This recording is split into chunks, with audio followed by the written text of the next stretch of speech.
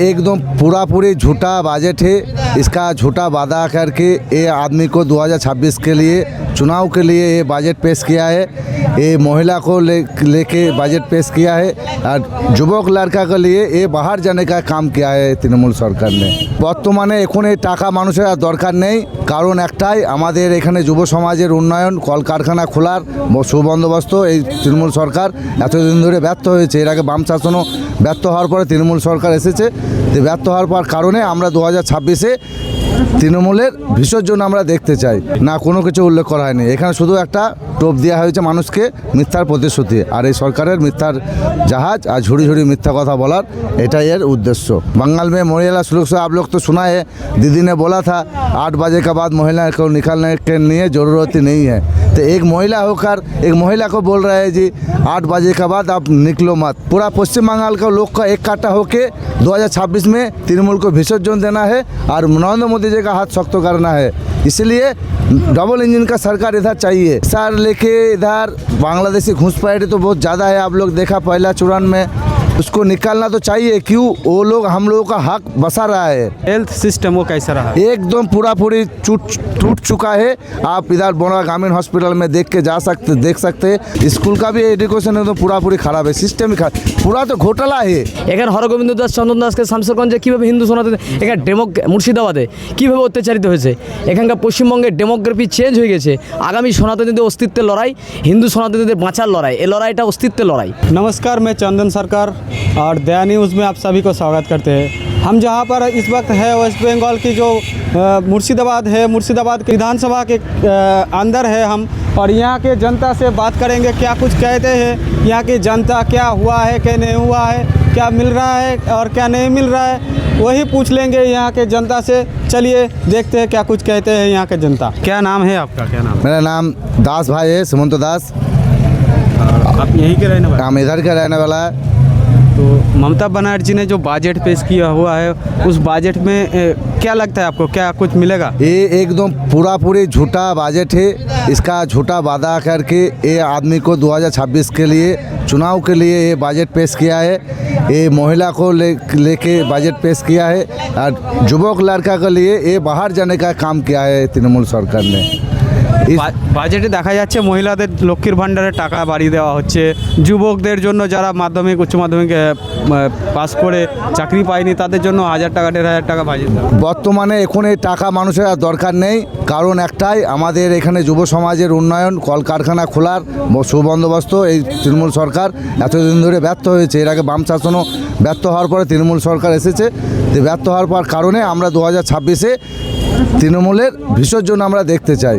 এখানকার আমরা সাধারণ নাগরিক হিসাবে বলতে চাই, এই যে শুধু যা দেখছেন সব যুব সমাজ এইসব পঙ্গু হয়ে বর্তমানে পড়ে গিয়েছে। এরা আজকে পেটের দায়ে বিভিন্ন রাজ্যে ছুটে চলে যাচ্ছে, পশ্চিমবাংলা ছেড়ে পরিযায়ী শ্রমিক হিসাবে চলে যাচ্ছে তারা কাজ করতে।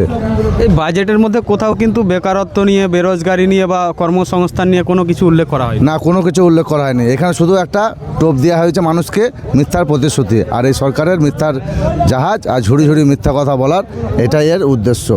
আর আপনার এলাকায় রাজ্য সরকার বা এখানকার যিনি লোকাল বিধায়ক রয়েছেন তিনি কতটা কি কাজ করেছেন? এই লোকাল বিধায়ক তো কিছুই কাজ করেনি, আপনারা অনেকেই জানেন বা অনেকে জানেন। মানে বিষয় হচ্ছে এই বিধায়ক বর্তমানে সেই ঘরে আছে এই দুর্নীতি কেলেঙ্কারির এতে।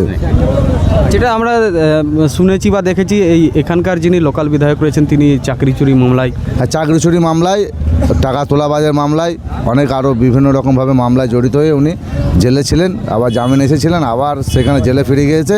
তো আমরা নিশ্চিত ওনাকে এই ইলেকশনে আগে আর আশা করি আমরা এখানে আর দেখতে পাবো বলে মনে হয় না। আর 2026-এ ভারতের প্রধানমন্ত্রী নরেন্দ্র মোদীর হাত শক্ত হবে বলে আমার মনে হয়। ডবল ইঞ্জিন সরকারের দরকার আছে পশ্চিমবাংলায়, আমাদের মনে হয়। কেন পশ্চিমবাংলা ডবল ইঞ্জিন সরকার হলে আমাদের আজকে ভারতের মানে পশ্চিমবাংলার যে বেকার যুবক যুবতীরা আছেন এনাদেরকে আশা করি আর গুজরাট বা বোম্বে বা বিভিন্ন স্টেটে আর যেতে হবে না, আমাদের এখানেই কলকারখানার সুবন্দোবস্ত হবে। বিধায়ক চলবে না, আমরা দেখেছি যেটা তাই সুবন্দোবস্ত হবে, সেই জন্য আমরা ডবল ইঞ্জিন সরকার চাই। 2026-এ তৃণমূলের বিসর্জন। बंगाल में महिला सुरक्षा कैसी है? बंगाल में महिला सुरक्षा आप लोग तो सुना है, दीदी ने बोला था 8 बजे के बाद महिला को निकालने के लिए ज़रूरत ही नहीं है। तो एक महिला होकर एक महिला को बोल रहा है जी 8 बजे के बाद आप निकलो मत।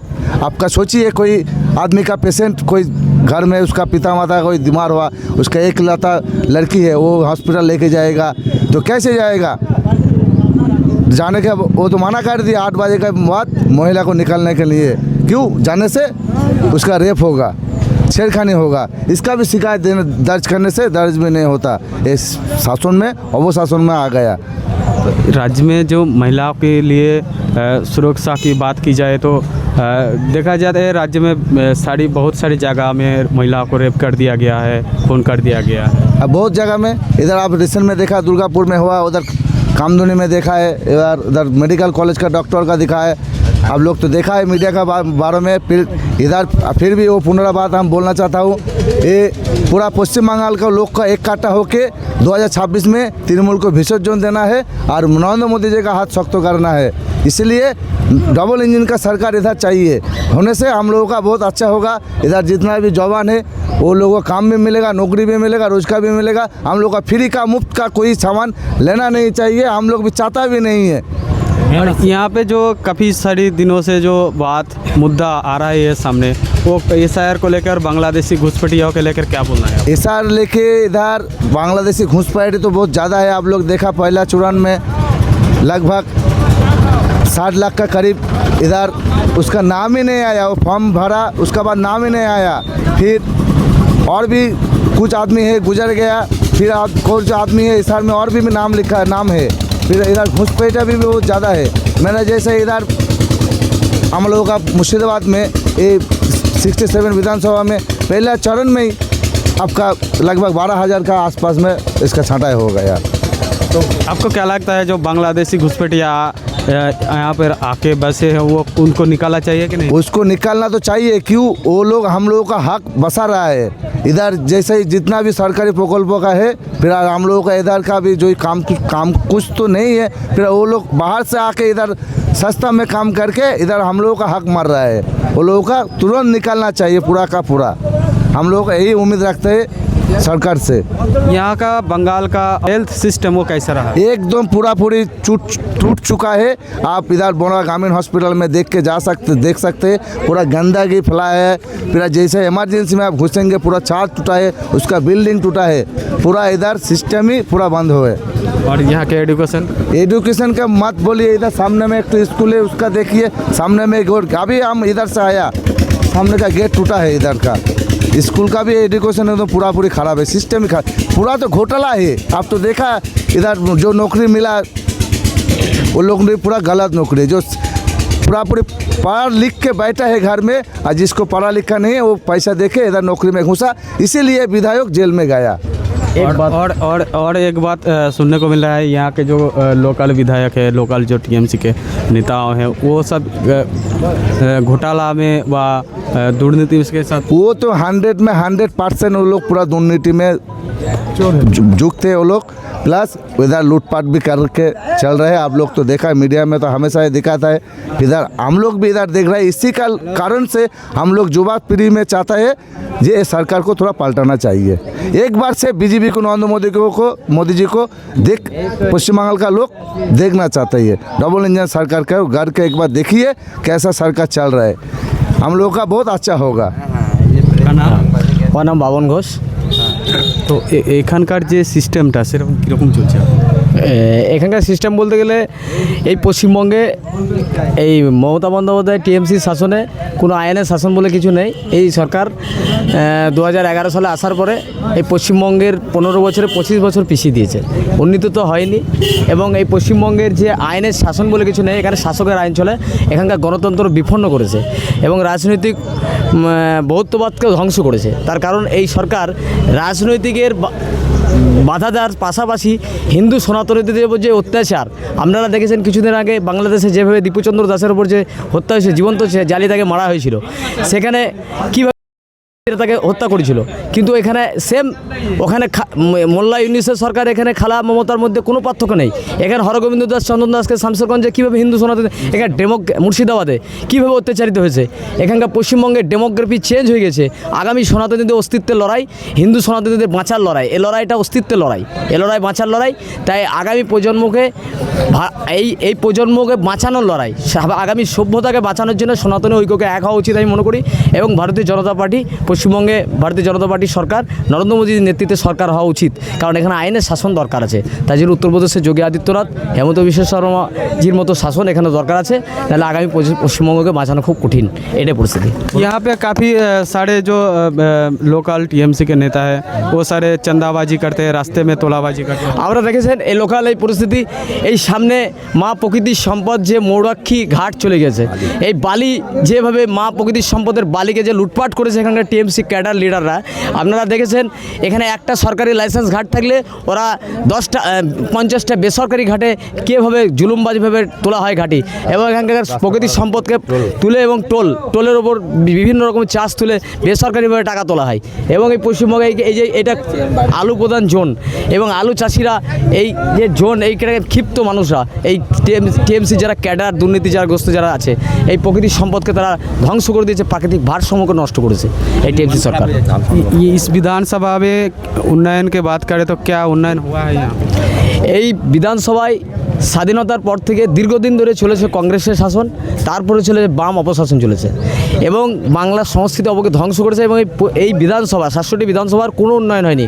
আমার বাড়ি বড়োয়া, প্রপার বড়োয়া বাড়ি।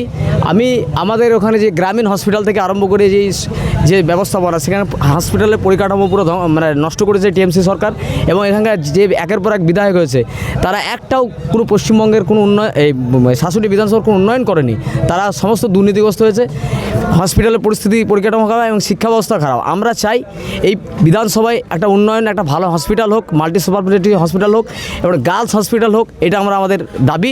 এবং একটা আইটিআই কলেজ হোক, যারা এখানে কর্মসংস্থা এবং ভালো ভালো ছেলে যারা স্টুডেন্ট, তারা বাইরে পড়াশোনা না করে এখানে যেন হোক। এবং তার সঙ্গে যদি একটা কারখানা ছোটো করে হয় তাহলে আরও ভালো হয়। তাহলে আমাদের এখানে কৃষি প্রধান এরিয়া, বিভিন্ন শিক্ষিত যুবক ছেলেরা বাইরে কর্মসংস্থানে চলে যাচ্ছে, সেটা এখানে হবে, এটাই। কিন্তু এই টিএমসি সরকার কী হচ্ছে, শুধু দুর্নীতি আর দুর্নীতি, চুরি আর চুরি, এদের চুরি ছাড়া কোনো কিছু নাই। এই করাপশন সরকারকে উৎখাত করে পশ্চিমবঙ্গে একটা সুশাসন প্রতিষ্ঠাতা দরকার। সেটা করতে হলে আমার মনে হয় নরেন্দ্র মোদীজির সুশাসনকেই দরকার। आपको क्या लगता है 26 में जो चुनाव आ रहा है उस पर कि सरकार परिवर्तन होना चाहिए कि नहीं होना चाहिए? এই 2026-এর এই নির্বাচন, তো আমি আগেই বললাম, এই নির্বাচন হিন্দু সনাতনীদের অস্তিত্বের লড়াই। এই লড়াই আগামী প্রজন্ম ভবিষ্যৎকে বাঁচানোর লড়াই। এই লড়াইয়ে আমার দৃঢ় বিশ্বাস যে ইসবার 2026-এর নির্বাচন তৃণমূলের বিসর্জন, এটা নিশ্চিত। এবং পরিবর্তন তো হবেই, পরিবর্তনের পরিবর্তন। এবং এই যে জঙ্গল রাজে যে গুন্ডারাজ, এই মহা জঙ্গল রাজের পতন নিশ্চিত। तो आप या इस तरीके से परिवर्तन क्यों चाह रहे हैं? পরিবর্তন চাই আমাদের, প্রথমত পরিবর্তন চাই, প্রথম পশ্চিমবঙ্গের পরিবর্তন চাই, এবং এই বিধানসভার পরিবর্তন, আইন শৃঙ্খলা, নারী সুরক্ষা, এটা সব থেকে আগে চাই। এই নারী সুরক্ষা বা আইন শৃঙ্খলা যদি ল অ্যান্ড অর্ডার সিচুয়েশন যদি এখানে ঠিক না হয়, তাহলে আর কোনোটাই কিছু হবে না। কারণ এখানে সব থেকে বড় যে নারী সুরক্ষা এখানে নেই, এবং আইন শৃঙ্খলা চরমতম খারাপ। এবং পুলিশ প্রশাসন এখানকার টিএমসি ক্যাডারে পরিণত হয়েছে, এখানে গুন্ডা পুলিশে পরিণত করেছে ছড়িচাটা পুলিশকে। তাই আমরা আইন শৃঙ্খলা চাই। আর কৃষি উন্নয়নের মানটা যাতে উন্নত, কৃষকের মানটা যাতে উন্নত হয়, এটা আমরা চাই। আর শিক্ষিত যুবক ছেলেরা যাতে কর্মসংস্থান এবং পড়াশোনার জন্য বাইরে না যেতে হয়, এখানে হয়, সেটা আমরা চাবো।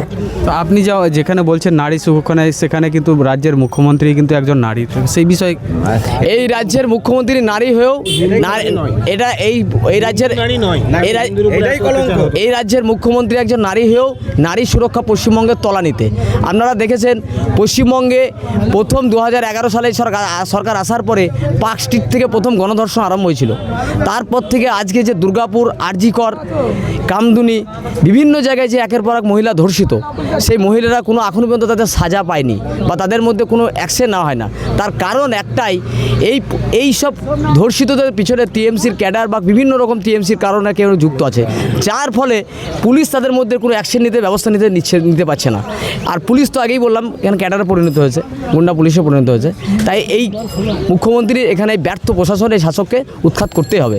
এটা অনেক হয়েছে, এবার পশ্চিমবঙ্গে একবার নরেন্দ্র মোদীজি সুশাসনকে একবার দেখতে চাই।